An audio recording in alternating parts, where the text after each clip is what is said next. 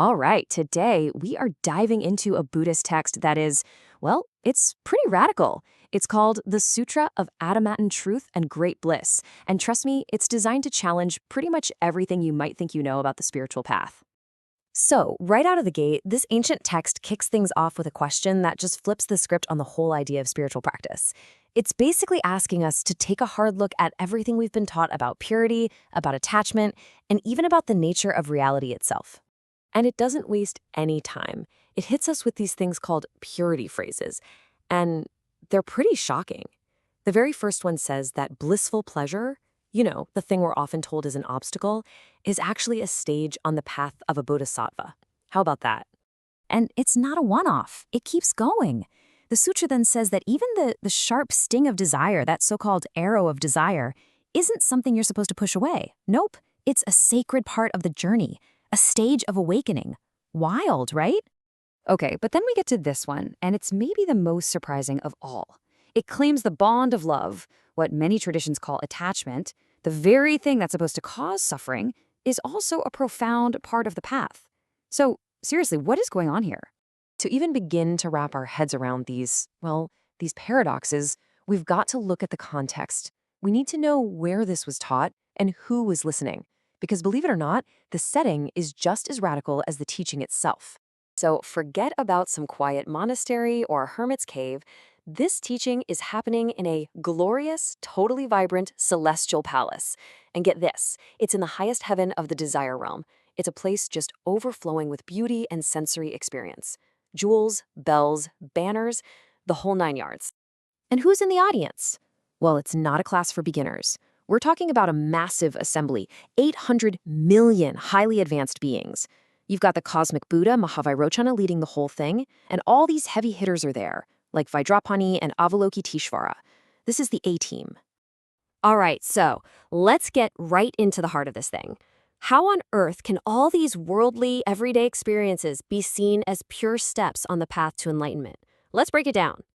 So the whole teaching is built around these purity phrases. And what they do is pretty brilliant.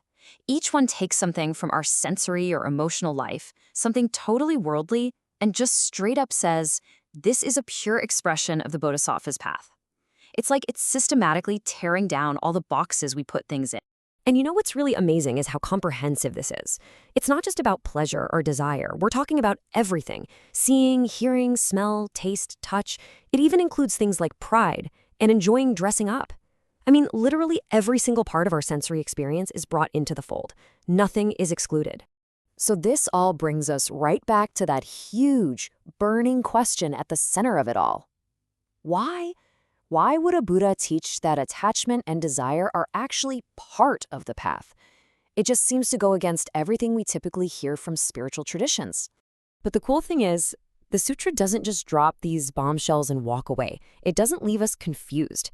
It actually gives us the key. There's one central idea that unlocks this whole puzzle and makes all these crazy-sounding paradoxes make perfect sense.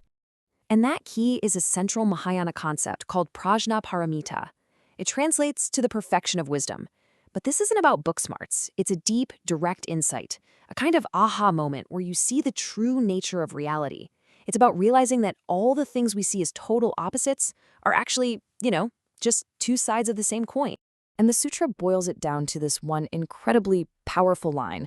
This is the why behind everything we've talked about. The reason desire can be part of the path is because, from this ultimate viewpoint of wisdom, everything, at its core, is already pure. Its intrinsic nature is pure. So what does that really mean?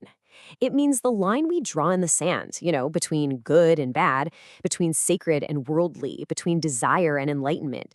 That line is an illusion we create in our own minds. From this perspective of perfect wisdom, they aren't two different things fighting each other. They're one and the same. Okay, so that's a huge philosophical idea, right? But the sutra makes it really clear this isn't just a concept to think about. It's meant to be lived, to be embodied. This isn't just about understanding something with your brain. It's about experiencing it as a living truth. And we see this right after the Buddha finishes teaching. The great bodhisattvas, they don't just sit there and nod. They respond. They jump into action with these symbolic gestures and sacred sounds, what we call mantras. You have Vajrapani making this heroic gesture, shouting hum. Then Avalokiteshvara makes a gesture like a lotus opening and says, Hri. And this is just a brilliant way to show what's going on. These gestures, these sounds, they aren't just symbols of the wisdom. They are the wisdom in action. It's a demonstration that this deep truth of non-duality isn't some abstract thing. It can be expressed and felt right here, through our bodies, through sound, through our senses. So where does this all leave us? What's the big takeaway from such a radical way of looking at the world? If there's no real separation between desire and purity, then what's the point? What's the goal of the path? Well, the sutra is crystal clear here. Gaining this profound wisdom isn't a ticket to escape the world and just chill out in your own private nirvana. No, it's the exact opposite. It leads to this immense, boundless compassion and a deep commitment to stay right here, engaged with everyone. So the real goal, the whole point, is to see that fundamental purity in everything and everyone. And then you use that wisdom not to leave, but to stay right here in the messiness of life and compassionately work to help every other being who's still stuck in that illusion of separation. And that leaves us with a pretty powerful question to chew on, doesn't it? If this text is onto something, if everything we experience, the good, the bad, the pleasure, the pain, the desire, if it's all fundamentally pure, all part of the path, what does that change for you? How does that change the way you see your own life, the world, and maybe even yourself?